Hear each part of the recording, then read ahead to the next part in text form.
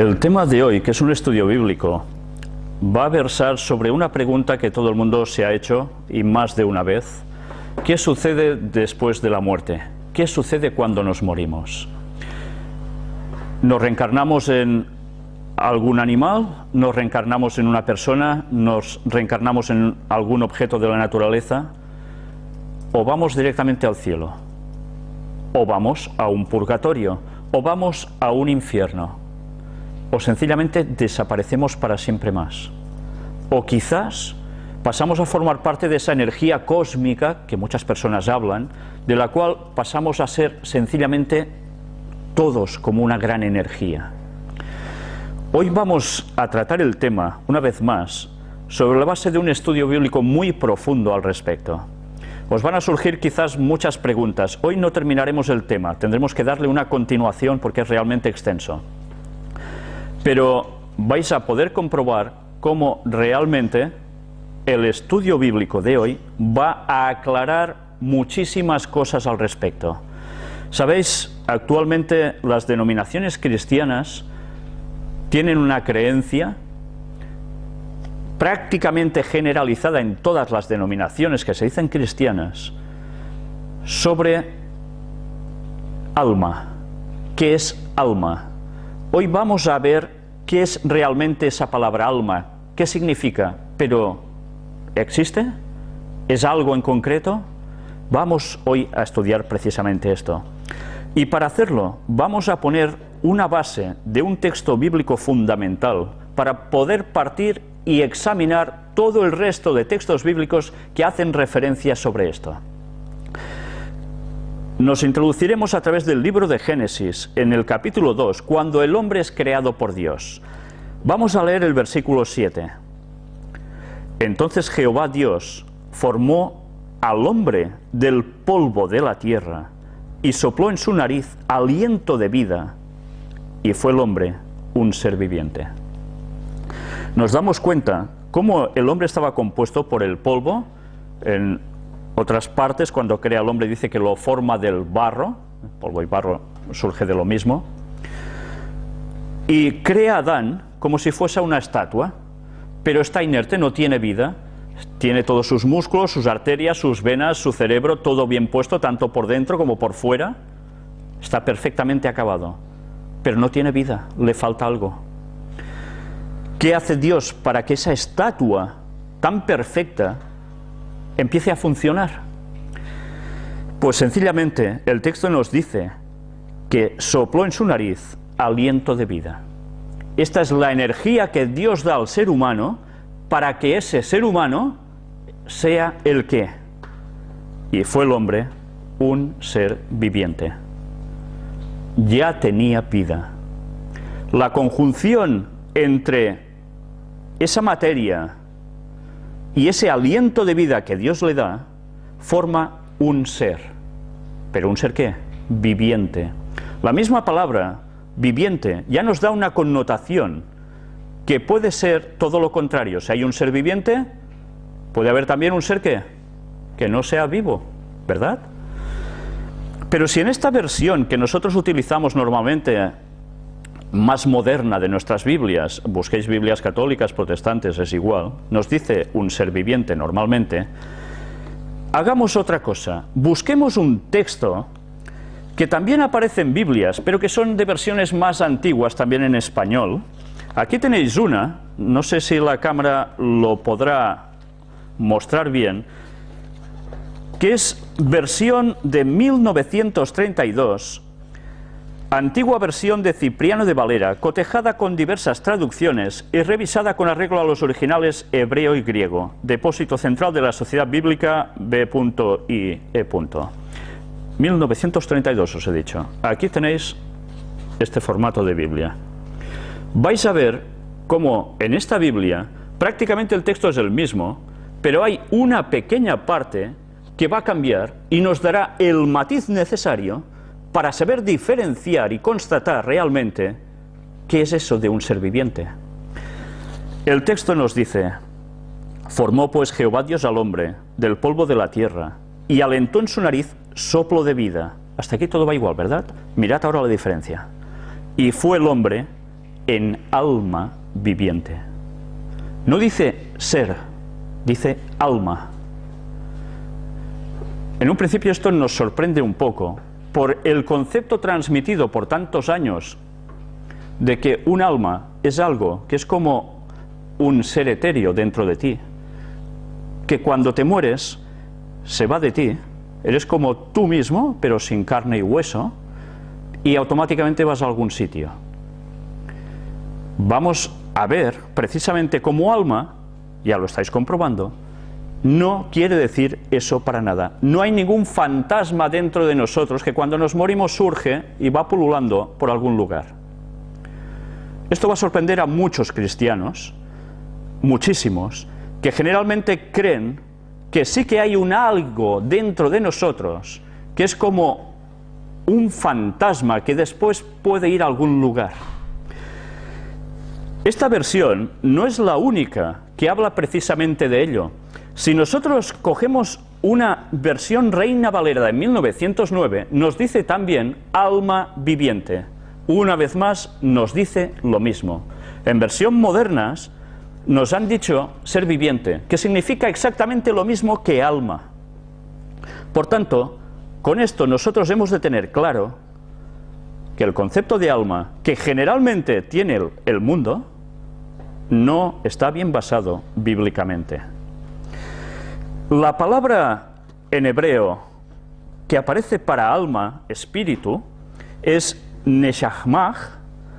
También a veces se traduce un poco distinto, como nefesh, y tiene el significado de resollar, jadear, evidencia aliento vital, no un ser existente por sí mismo. Vida, aliento, respiración, persona, pero además de persona tiene dos connotaciones muy importantes: emociones, deseos. La palabra alma es mucho más profunda que un significado que a veces tenemos así un poco globalizado de él. En el Nuevo Testamento se traduce en griego como suje, o suche, se escribe también. Y una vez más, es exactamente lo mismo. Entonces, ¿por qué tenemos esa comprensión de que alma es algo que está dentro de nosotros, innato en nosotros, cuando nacemos, que cuando nos morimos va a algún sitio? ¿De dónde surge ese concepto? Lo vamos a analizar prácticamente al final de este tema. No hoy, va a ser en el próximo. Hoy vamos a hacer la relación de textos bíblicos que nos van a demostrar algo que va a sorprender a muchísimos cristianos sobre este concepto de alma. Busquemos un texto bíblico también que se encuentra en el libro de Job, capítulo 14 y versículo 14. Si el hombre muriere, ¿volverá a vivir? Todos los días de mi edad esperaré hasta que venga mi liberación. Aquí Job se plantea exactamente lo mismo. Si el hombre muriere, ¿volverá a vivir? Pero él no hace una pregunta que deja sin solución. Él ya da una respuesta. Todos los días de mi edad esperaré hasta que venga mi liberación. ¿De qué liberación está hablando él aquí? Nosotros hemos hecho anteriores estudios bíblicos donde hemos podido constatar que Jesús va a volver por segunda vez y que cuando Él vuelva hay la resurrección de los muertos. Y entonces es la liberación de esa muerte que ha afectado absolutamente a toda la humanidad después de 6.000 años de historia, durante todo el transcurso de estos años.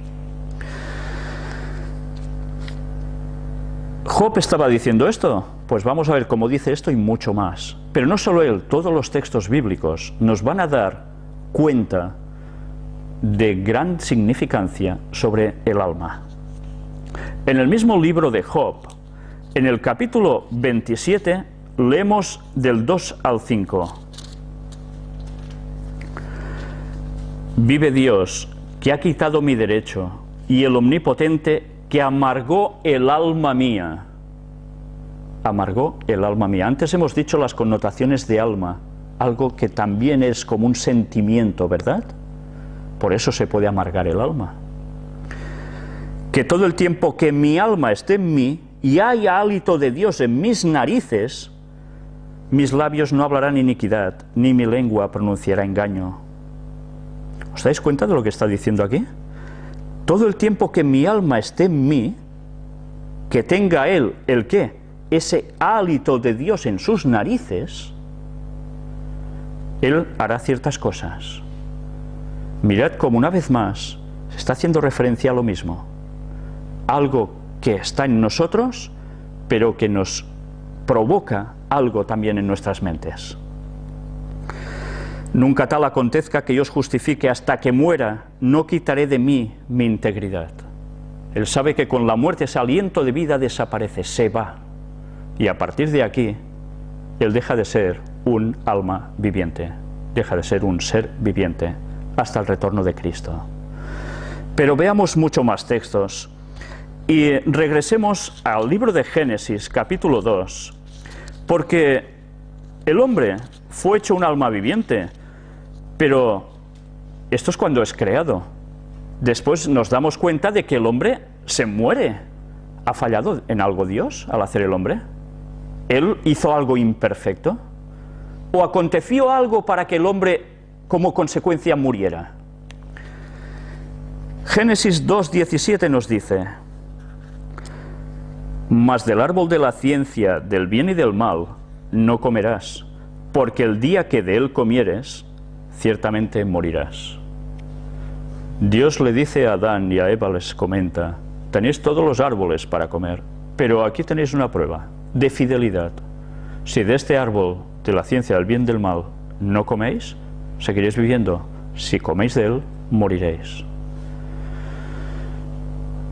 ¿Y qué hicieron ellos? ¿Hicieron caso de Dios?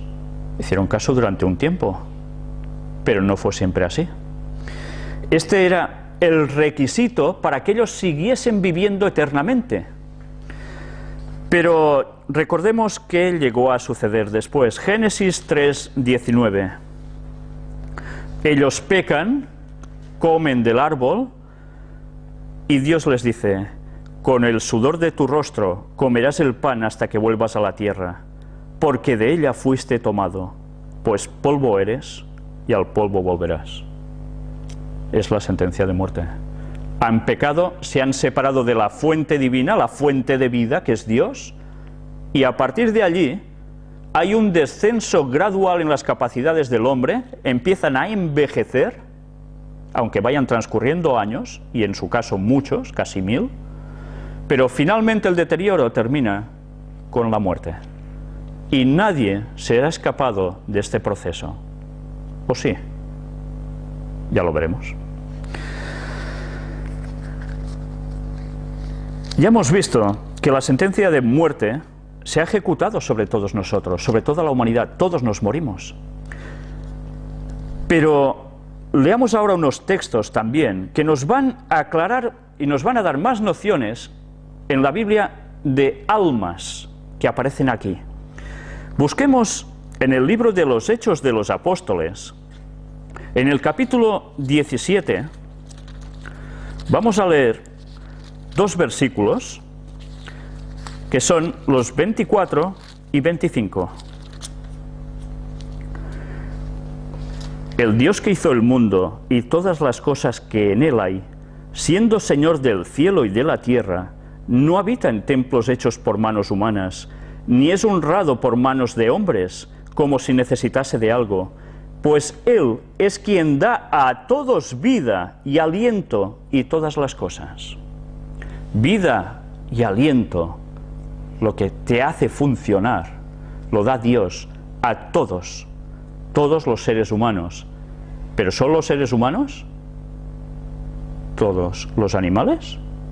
Iremos viendo también esto. Busquemos ahora otro texto en Apocalipsis 16:3.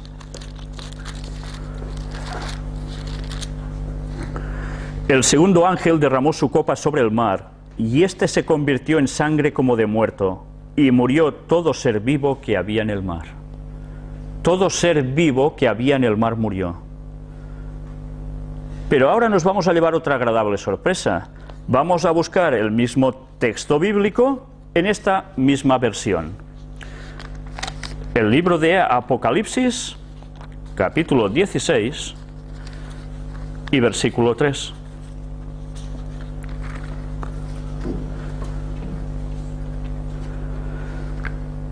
Y el segundo ángel derramó su copa sobre el mar, y se convirtió en sangre como de un muerto, y toda alma viviente fue muerta en el mar.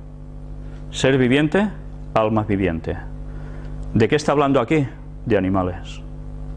Los animales también tienen un alma, ¿sí? Es alma viviente. Ellos son seres vivos. Esta es la verdadera explicación. Dios los dota de una energía que les hace vivir.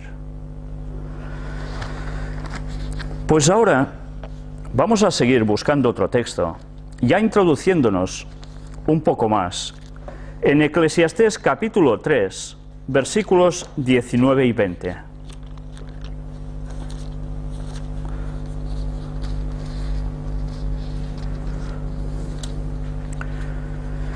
Porque lo que sucede a los hijos de los hombres y lo que sucede a las bestias, un mismo suceso es. Como mueren los unos, así mueren los otros. Y una misma respiración tienen todos. Ni tiene más el hombre que la bestia, porque todo es vanidad. Todo va a un mismo lugar, todo es hecho del polvo, y todo volverá al mismo polvo. Todos los animales también mueren, y cuando mueren, esos seres vivos, esas almas, que también son animales, vivos se mueren. ¿Y qué sucede con ellos? Regresan al polvo, porque todo surgió de allí. Cuando Dios creó del polvo.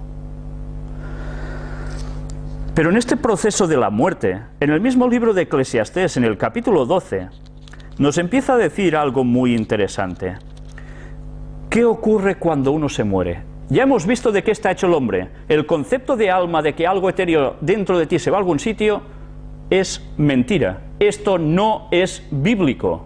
Algunos se van a escandalizar cuando oigan estas palabras, pero es que ya hemos visto desde su mismo origen que alma no significa nada etéreo dentro de ti, tú mismo que vas a algún sitio y estás súper despierto y pensando y haciendo cosas. No, esto no es bíblico. Y ahora vamos a demostrar aún mucho más al respecto.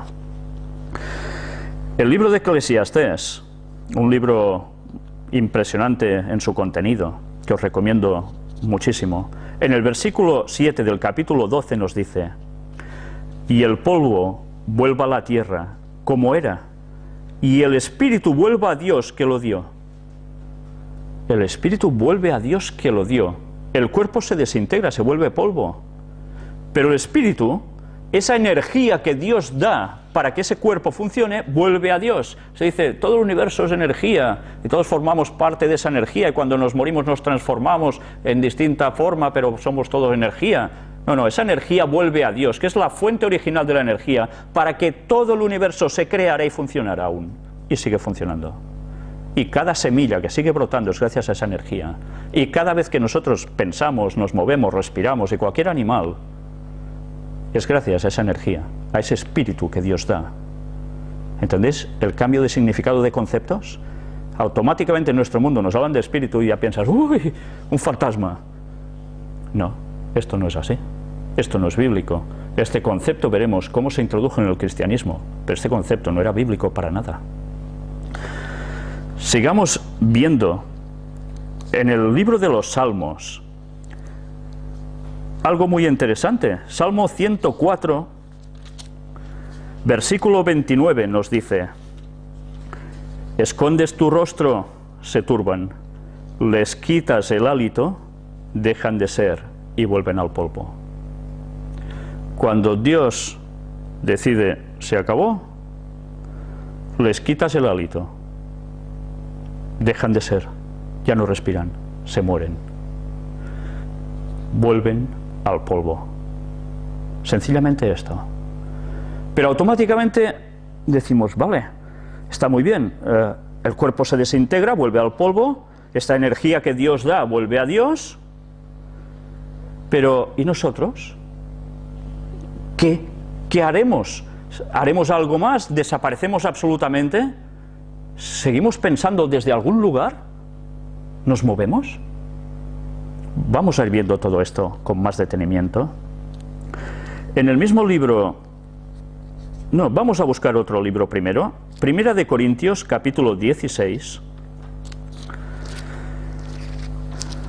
El apóstol Pablo escribe algo también muy interesante en su versículo 18. Porque confortaron mi espíritu y el vuestro, reconoced pues a tales personas. Porque confortaron mi espíritu y el vuestro. Mirad qué es reconfortar el espíritu. Es como persona, te reconforta alguien o algo, ¿verdad? Pues esta es una acepción clara de espíritu. Pero veamos más cosas aún. Segunda de Timoteo 4:22. El Señor Jesucristo esté con tu espíritu. La gracia sea con vosotros. Amén. Aquí Pablo escribe a Timoteo y en su despedida le dice: el Señor Jesucristo esté con tu espíritu. ¿Qué quiere decir? ¿Que está con el fantasma que hay dentro de él, pero con él no? No, con tu persona. Una vez más nos damos cuenta de lo que hemos dicho al principio. Esta palabra tiene más de un significado, pero uno de vital es que es persona.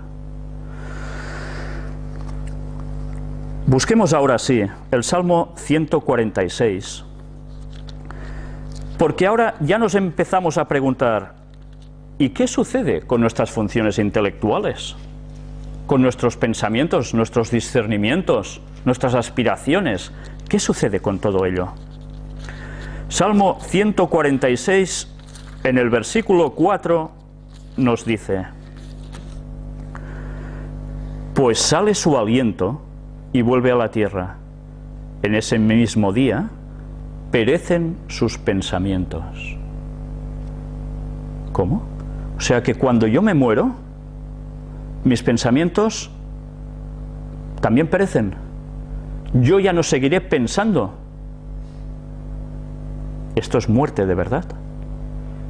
Yo no estaré pensando desde la tumba o desde cualquier sitio: haré esto, haré lo otro, pienso eso, pienso lo otro. No, perecen también. Ya no hay pensamiento. Has dejado de existir. Busquemos más cosas. En el libro de Eclesiastés, en el capítulo 9, nos dice además qué sucede con nuestros sentimientos. ¿Pasa lo mismo que con los pensamientos? ¿O al menos sí que tendremos sentimientos una vez muertos? Vamos a leer versículos 5 y 6. Porque los que viven saben que han de morir, pero los muertos nada saben, ni tienen más paga, porque su memoria es puesta en olvido. También su amor y su odio y su envidia fenecieron ya, y nunca más tendrán parte en todo lo que se hace debajo del sol. Más claro el texto no puede ser, ¿verdad? Ya no hay participación de nada, ya no hay sentimientos, no hay nada. Pero leamos también el versículo 10. Todo lo que te viniere a la mano para hacer, hazlo según tus fuerzas, porque en el Seol, el sepulcro a donde vas, no hay obra, ni trabajo, ni ciencia, ni sabiduría. No hay nada. Nada. ¿Aún quedan dudas de qué pasa cuando uno se muere? Pues hay personas, y esto es lo más generalizado en todas las culturas o religiones, que creen que cuando una persona se muere, el muerto está en algún sitio, y que el muerto quizás se puede comunicar contigo, o contigo. Y tú te puedes comunicar con el muerto entonces. ¿Esto es realmente así? Nos estamos dando cuenta que esto no cuadra, ¿verdad?, con lo que estamos viendo ya en textos bíblicos. Vamos a ver qué nos dice este texto, que se halla en el libro de Job, capítulo 14, versículos 21 y 20. Vamos a leer primero el 21. Habla del muerto. Sus hijos tendrán honores, pero él no lo sabrá. O serán humillados y no entenderá de ello. El muerto no se entera de nada tampoco de los vivos. No se entera de nada. En el versículo 12 nos dice, del mismo capítulo, así el hombre yace y no vuelve a levantarse. Hasta que no haya cielo, no despertarán, ni se levantarán de su sueño. Va a llegar un momento en que los muertos sí se van a levantar, pero no como zombies. Cuidado. Se van a levantar de su sueño. Ya nos estamos dando cuenta que utilizan la palabra sueño para definir un poco el estado de la muerte, para que nosotros entendamos un poco a qué se asemeja el estado de la muerte, a un sueño. Luego veremos mucho más sobre esto. Pero nos hace referencia a que llegará un momento en que los muertos despertarán. Es en la segunda venida de Cristo, como ya estudiamos anteriormente. Busquemos también en el libro de los Salmos el capítulo 115 y leamos el versículo 17. No alabarán los muertos allá, ni cuantos descienden al silencio. Ya es una abreviación de Jehová, Yahvé. Dice que no alabarán los muertos a Dios. No pueden. Si no tienen sentimientos, si no piensan, si no nada, ¿cómo van a alabar a Dios? Es absurdo, ¿verdad?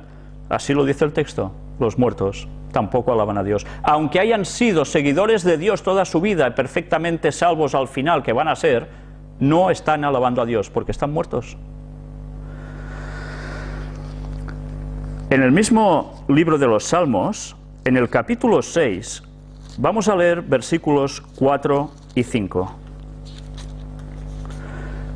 Vuélvete, oh Jehová, libra mi alma, sálvame por tu misericordia, porque en la muerte no hay memoria de ti.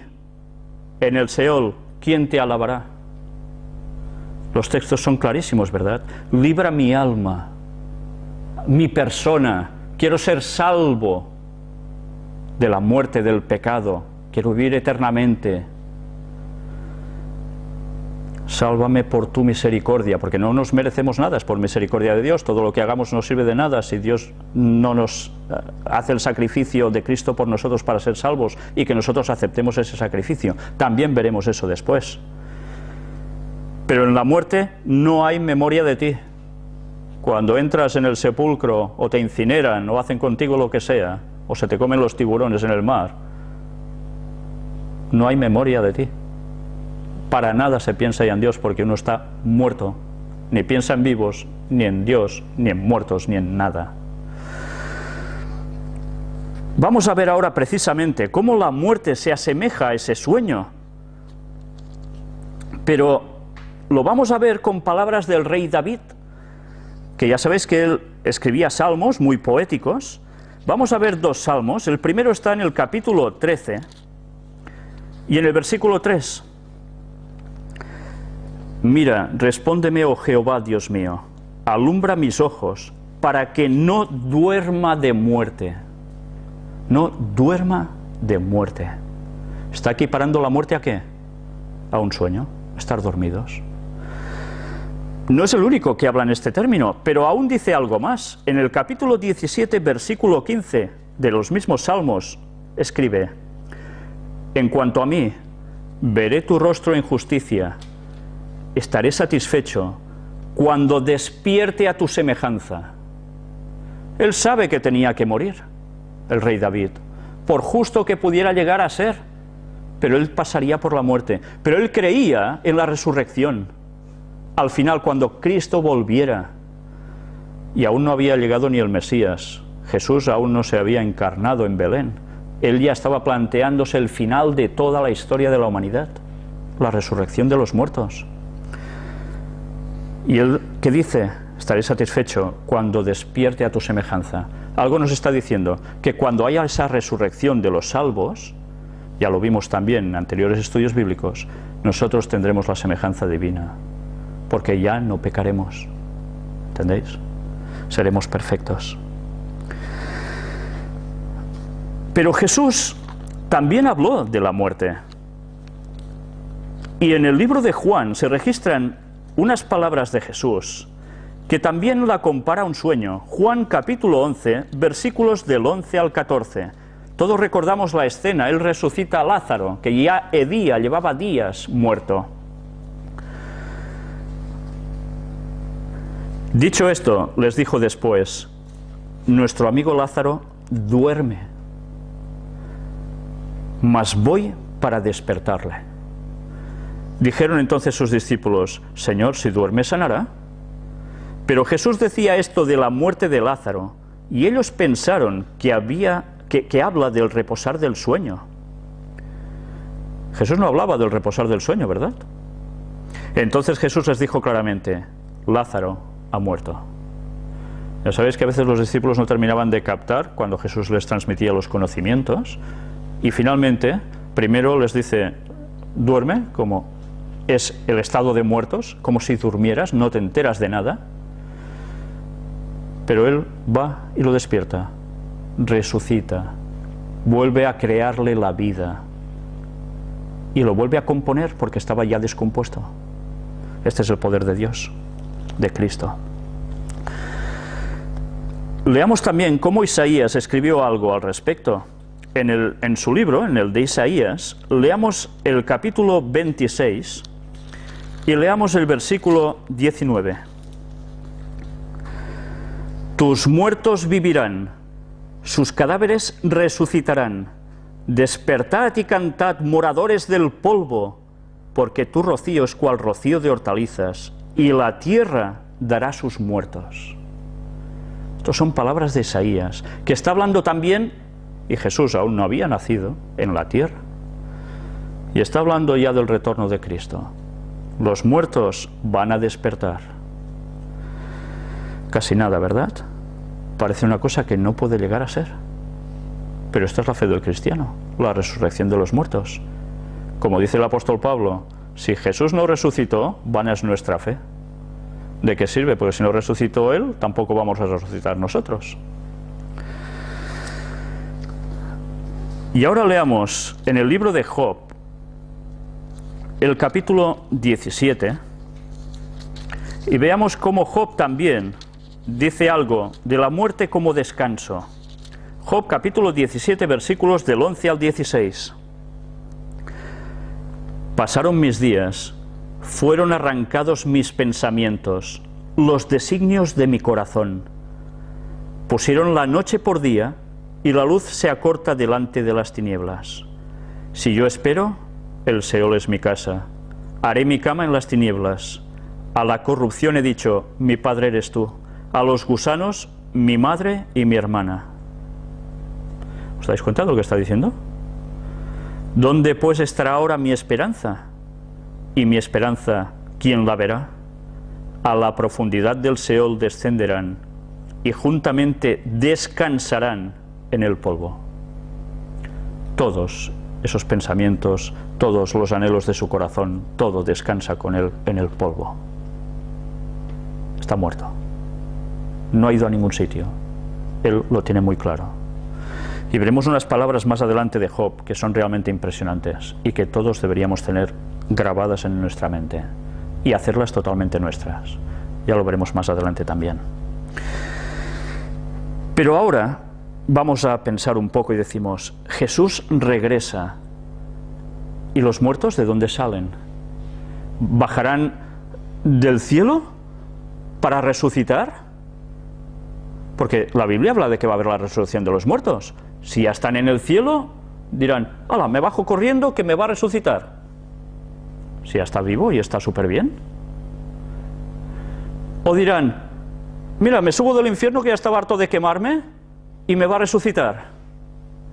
O estarán en el purgatorio pasando fases para poder ser salvos e ir al cielo y decir, uy, mi oportunidad, me voy ahora para que me resucite. ¿Va a suceder esto?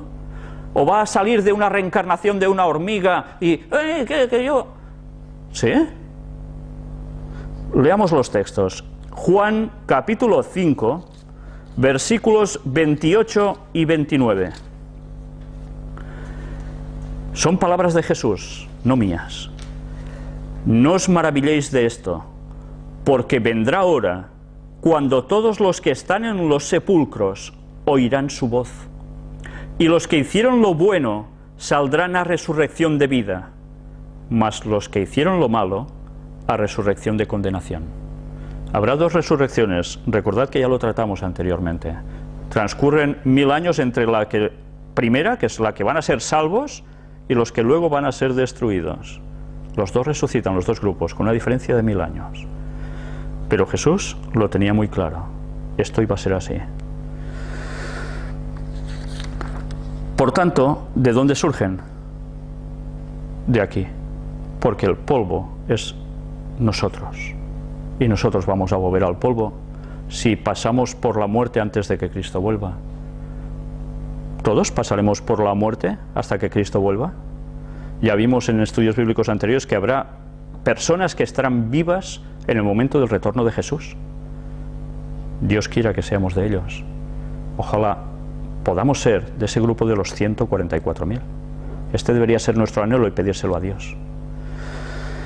Pero no sabemos si va a ser su voluntad. Pero ya sabemos que si morimos, volveremos a resucitar. Pero todos han muerto. ¿Todos los humanos que han pasado por la tierra en estos 6000 años han perecido?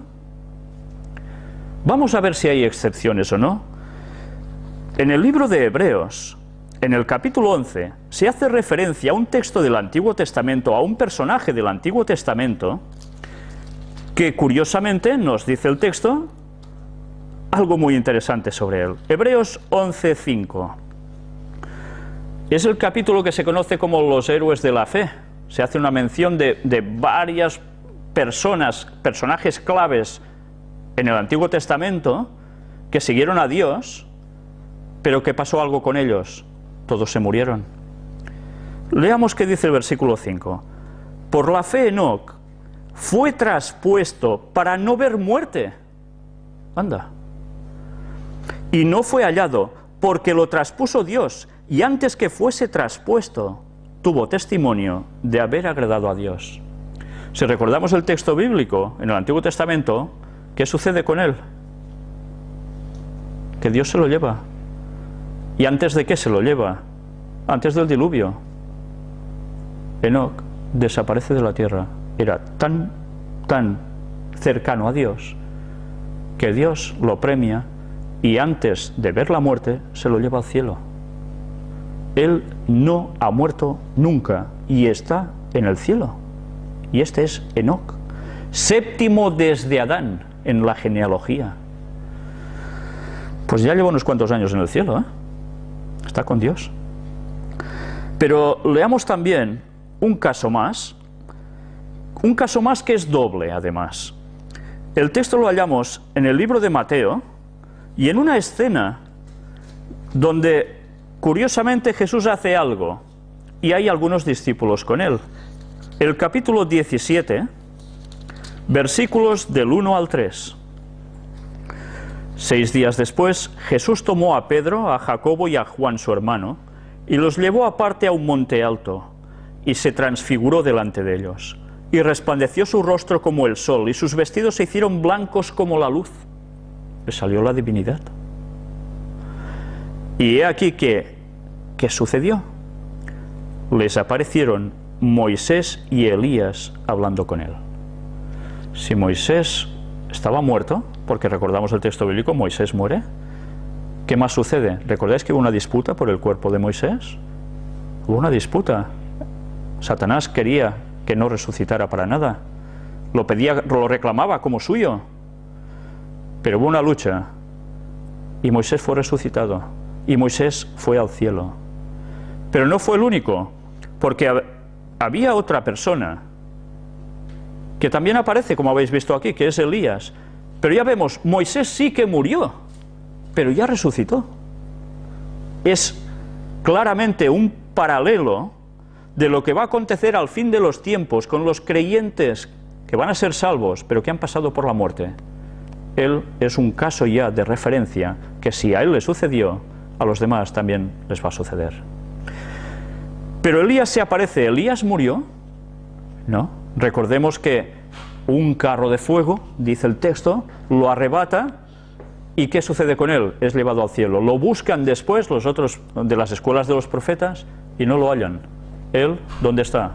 En el cielo. Y vemos como, finalmente, ¿qué hace? Pues se aparecen los dos personajes justo al lado de Jesús en esos momentos.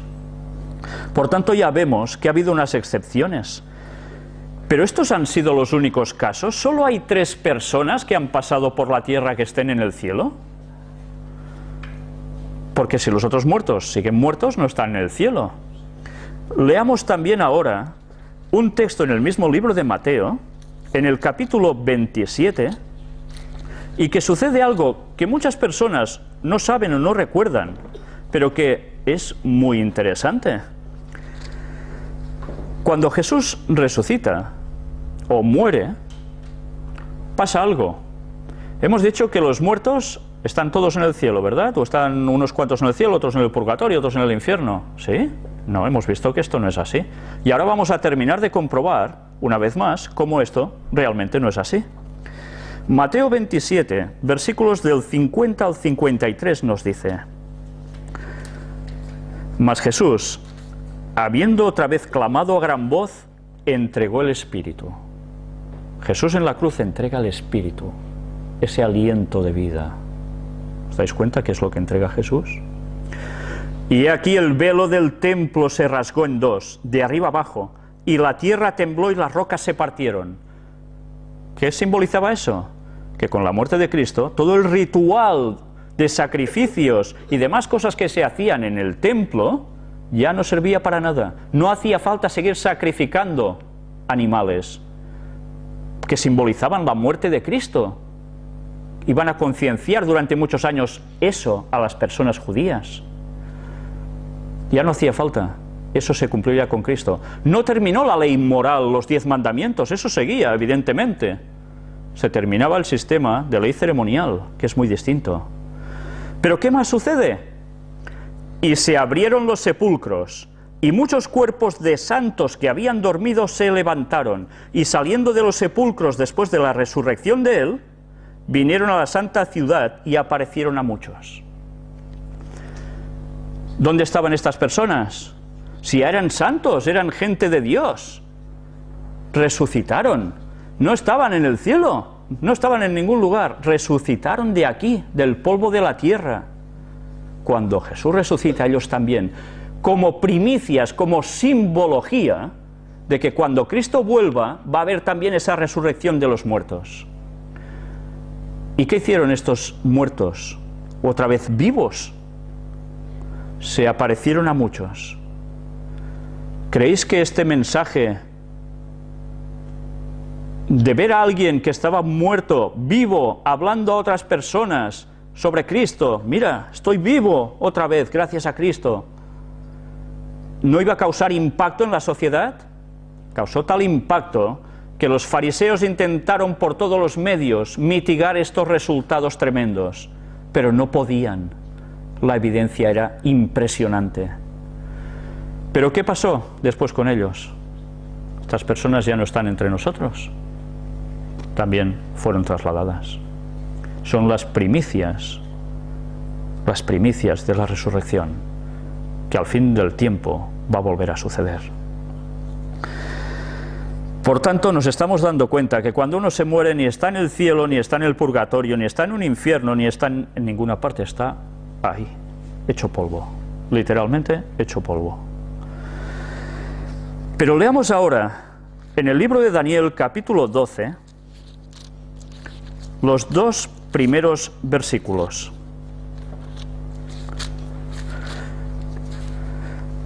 Está hablando cuando ya nuestros días están terminando, cuando la tierra llega a su clímax, que ya no falta mucho para eso, las profecías nos lo muestran, viene justo después de que cuando algo sucede en cierta parte de este mundo, del cual hemos hablado ya en las conferencias del gran engaño, sucede algo que nos va a también a todos.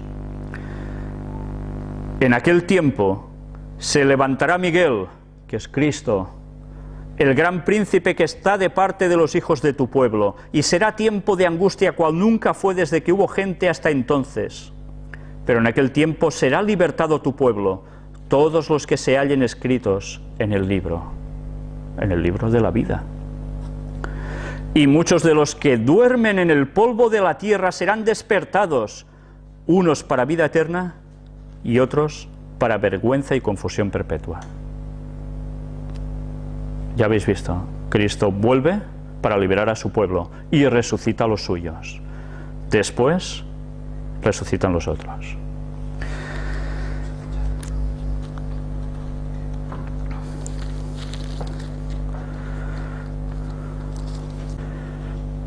En el libro de Apocalipsis capítulo 6, versículos del 9 al 11 nos dice: Cuando abrió el quinto sello, vi bajo el altar las almas de los que habían sido muertos por causa de la palabra de Dios y por el testimonio que tenían, y clamaban a gran voz diciendo: ¿Hasta cuándo, Señor santo y verdadero, no juzgas y vengas nuestra sangre en los que moran en la tierra?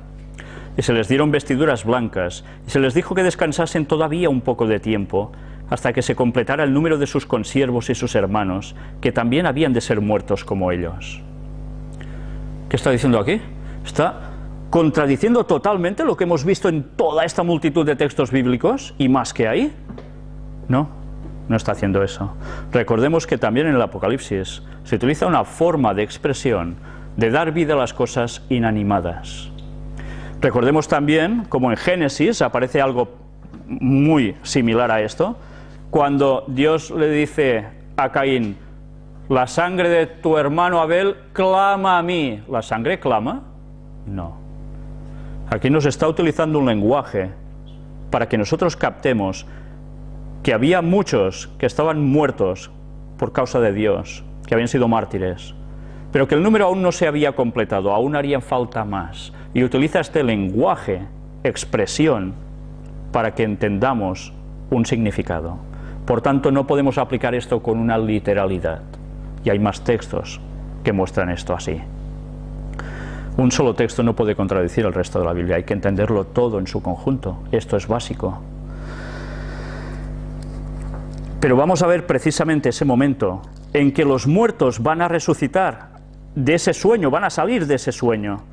El texto que vamos a leer ahora se halla en el libro de Primera de Tesalonicenses, capítulo 4, versículos del 13 al 18. Tampoco queremos, hermanos, que ignoréis acerca de los que duermen. No se estaba refiriendo a los que estaban roncando por la noche, sino de los muertos.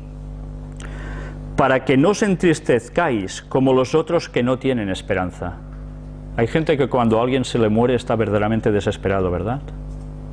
Yo lo he visto en varias ocasiones. Gente que se desespera por ver al muerto, que ya se ha ido entre nosotros, ya no vamos a ver más.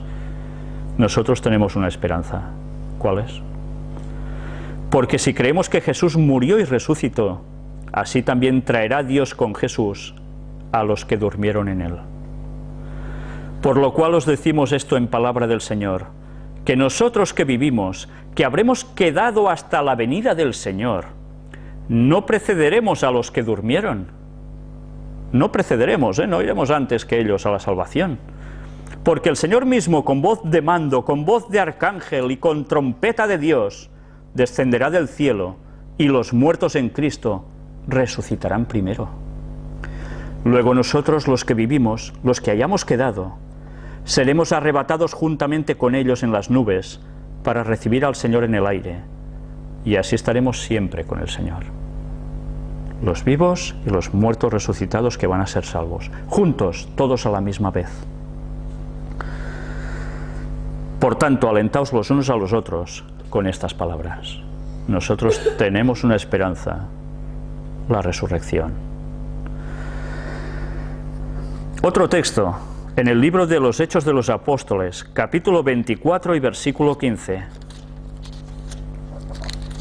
nos dice: teniendo esperanza en Dios, la cual ellos también abrigan, de que ha de haber resurrección de los muertos, así de justos como de injustos. va a haber esa resurrección. Y en el libro de Lucas, el Evangelio de Lucas, capítulo 23, versículo 43, nos dice: entonces Jesús le dijo: de cierto te digo que hoy estarás conmigo en el paraíso. ¿Cómo? A ver, aquí hay algo que falla. Jesús está en la cruz, tiene dos crucificados a su lado también, ladrones, y uno reacciona positivamente hacia Cristo en sus últimos momentos y le dice: acuérdate de mí, ¿cuándo? Mirad qué nos dice el versículo anterior. El 42 nos dice: y dijo a Jesús: acuérdate de mí cuando vengas en tu reino. Cuando vengas en tu reino, entonces acuérdate de mí. Entonces Jesús le dijo: de cierto te digo que hoy estarás conmigo en el paraíso. ¿Cómo? ¿Hoy? ¿Jesús iba a morir ese día y ya iría a su reino y volvería? ¿Sucedió esto así? No. Entonces, ¿por qué dice esto el texto? Porque aquí hay un grave problema de traducción. Si nosotros miramos las fuentes originales, los escritos antiguos, vemos que no habían comas por en medio de los textos. Las palabras prácticamente estaban todas juntas. Esto se hizo muy posteriormente. Y este "que" no existe para nada en el original. La traducción correcta de este texto sería: de cierto te digo hoy, te digo ahora, que estarás conmigo en el paraíso. Pero no le dice cuándo, no le dice que hoy, le dice: de cierto te digo hoy, te digo ahora, que estarás conmigo allí. ¿Y por qué sabemos esto? Que además es así. Porque Jesús muere, resucita, ¿y qué sucede? Le dicen: no me toquéis porque aún no he ido al Padre. Y ha transcurrido un buen tiempo, ¿verdad? Jesús aún no sabía si había sido aceptado su sacrificio como expiación por nuestros pecados. Por tanto, es importante investigar a fondo las Escrituras, porque si no, podemos caer en errores. Hay pocas cosas que estén mal en la Biblia traducidas, pero se saben. Debemos buscarlas para que no nos engañen. Leamos también en el libro de Job unas palabras que antes os decía, os hacía mención de ellas, y que se hallan en el capítulo 19, versículos del 25 al 27. Yo sé que mi Redentor vive, y al fin se levantará sobre el polvo, y después de deshecha está mi piel, en mi carne de ver a Dios, al cual veré por mí mismo, y mis ojos lo verán, y no otro, aunque mi corazón desfallece dentro de mí.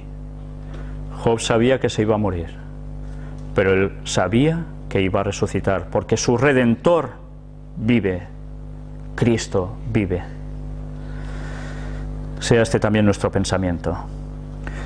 Vamos a leer un texto más, en 1 Corintios, capítulo 15, versículos del 51 al 55. El apóstol Pablo dice: he aquí, os digo un misterio.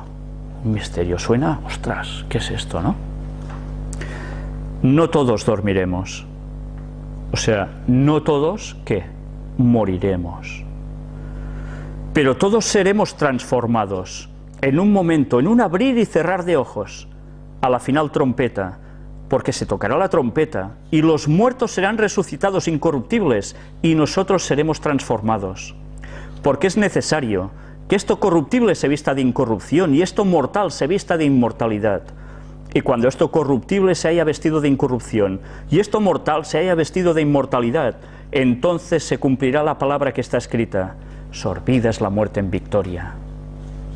¿Dónde está, oh muerte, tu aguijón? ¿Dónde, oh sepulcro, tu victoria? La resurrección de los muertos. Y la transformación. Los muertos van a salir transformados, distintos. pero los vivos también van a ser transformados en un cerrar y abrir de ojos. Lucas capítulo 20, versículos del 36 al 38. Porque no pueden ya más morir, pues son iguales a los ángeles y son hijos de Dios al ser hijos de la resurrección. Una vez resucitados, los salvos van a seguir salvos para siempre, ya no van a morir. Pero en cuanto a que los muertos han de resucitar, aún Moisés lo enseñó en el pasaje de la zarza, cuando llama al Señor Dios de Abraham, Dios de Isaac y Dios de Jacob, porque Dios no es Dios de muertos, sino de vivos, pues para Él todos viven. Entonces, ¿qué pasa? ¿Está diciendo que todos están vivos aún? No.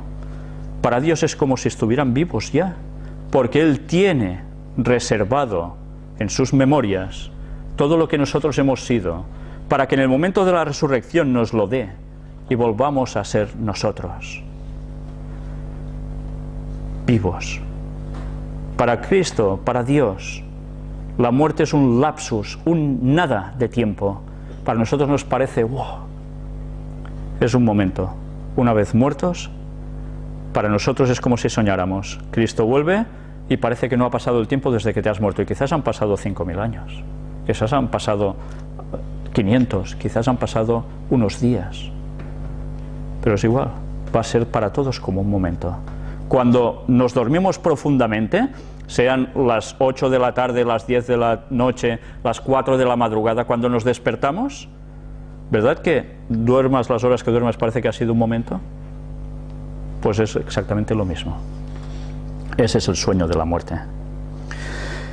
Y vamos ya a concluir con unos pocos textos que son básicos, porque no quiero terminar hoy sin dejar claro un concepto, porque se está diciendo de que hay alguien que está en el cielo intercediendo por nosotros.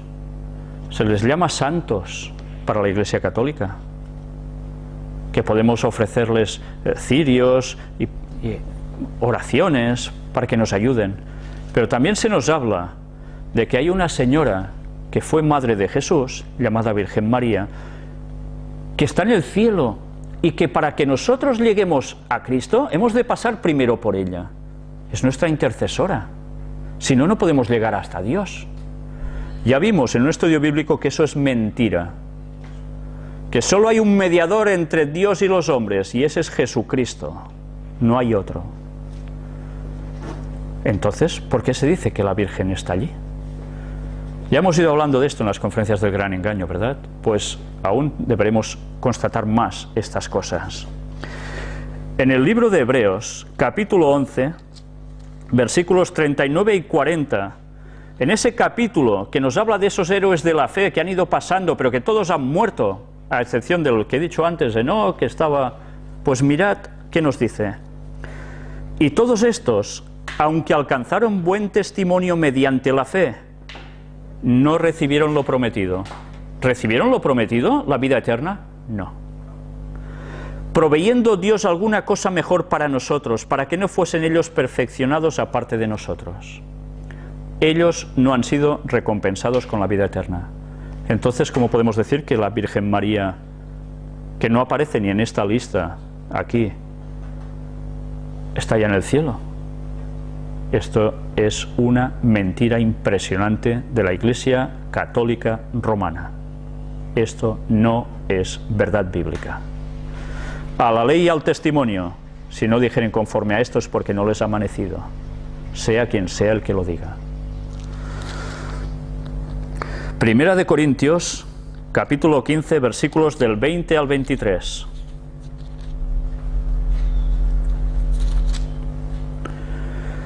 Mas ahora Cristo ha resucitado de los muertos, primicias de los que durmieron es hecho.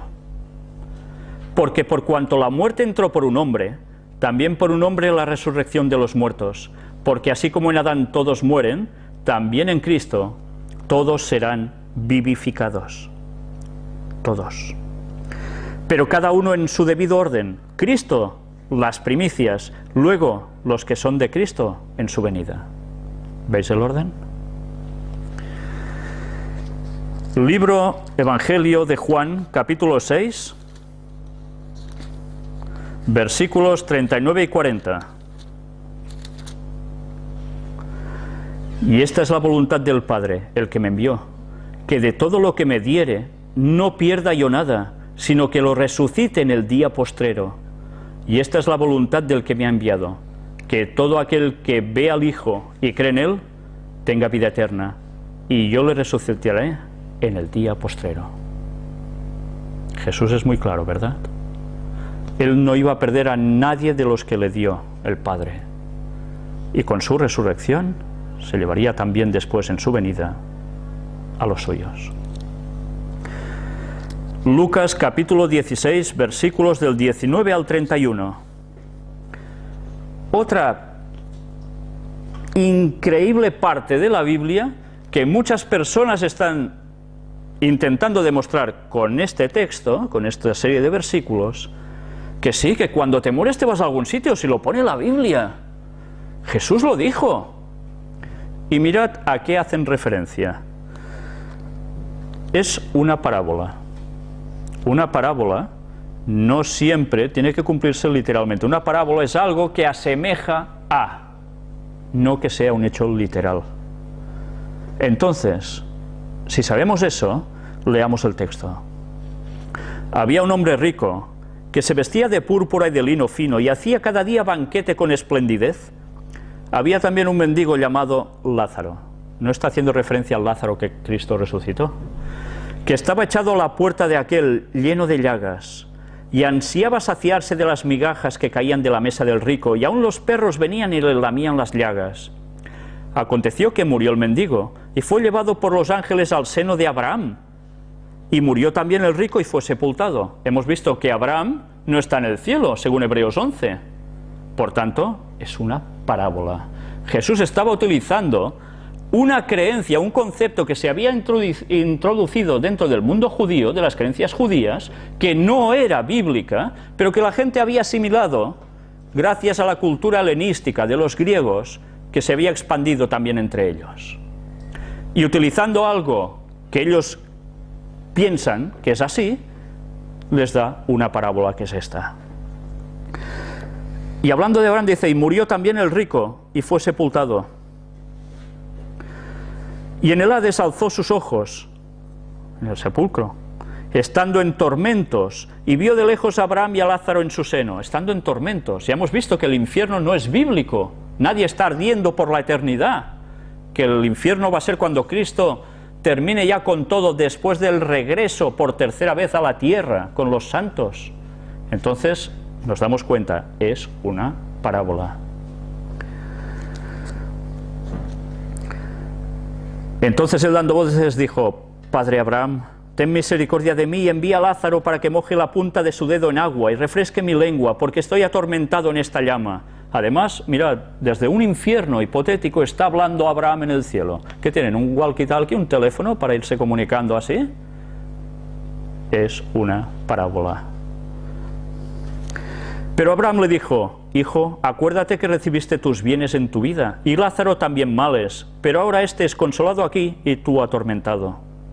Además de todo esto, una gran sima está puesta entre nosotros y vosotros, de manera que los que quisieren pasar de aquí a vosotros no pueden, ni de allá a pasar acá. Entonces le dijo, Te ruego pues, Padre, que le envíes a la casa de mi padre, porque tengo 5 hermanos, para que les testifique, a fin de que no vengan ellos también a este lugar de tormento. Y Abraham le dijo, a Moisés y a los profetas tienen, óiganlos. Él entonces dijo, no, padre Abraham, pero si alguno fuere de ellos de entre los muertos, se arrepentirán. Mas Abraham le dijo, si no oyen a Moisés y a los profetas, o sea, lo que está en la Biblia, tampoco se persuadirán, aunque alguno se levantare de los muertos. Jesús daba una enseñanza, utilizó algo de esa cultura pagana que se había introducido entre ellos. En la continuación de este estudio bíblico, vamos a ver cómo se introdujeron estos falsos conceptos, estas erróneas doctrinas bíblicas entre ellos, que han pasado al resto del cristianismo después del judaísmo. En el libro de Hebreos, capítulo 11, antes lo hemos citado, vamos a leer 4 versículos saltados. Primero el versículo 11. Por la fe también la misma Sara, siendo estéril, recibió fuerza para concebir y dio a luz aún fuera del tiempo de la edad, porque creyó que era fiel quien lo había prometido. Vemos un gran personaje, Sara. ¿Recibió ella algo antes que nosotros? No, no lo recibió. El versículo 8 nos dice, por la fe Abraham, siendo llamado, obedeció para salir al lugar que había de recibir como herencia, y salió sin saber a dónde iba. Por la fe habitó como extranjero en la tierra prometida, como en tierra ajena, morando en tiendas con Isaac y Jacob, coherederos de la misma promesa, porque esperaba la ciudad que tiene fundamentos, cuyo arquitecto y constructor es Dios. Pero él tampoco recibió lo anhelado, aún no lo ha recibido. Otro versículo más, el 17. Por la fe Abraham, cuando fue probado, ofreció a Isaac, y el que había recibido las promesas ofrecía a su unigénito. Hizo estas cosas y aún no recibió. Versículos 39 y 40. Y todos estos, aunque alcanzaron buen testimonio mediante la fe, no recibieron lo prometido, proveyendo Dios alguna cosa mejor para nosotros, para que no fuesen ellos perfeccionados aparte de nosotros. ¿Veis cómo era una parábola? Abraham aún no ha recibido lo suyo. Y vamos a finalizar ya con un texto en el libro de Hechos, capítulo 2, versículo 34.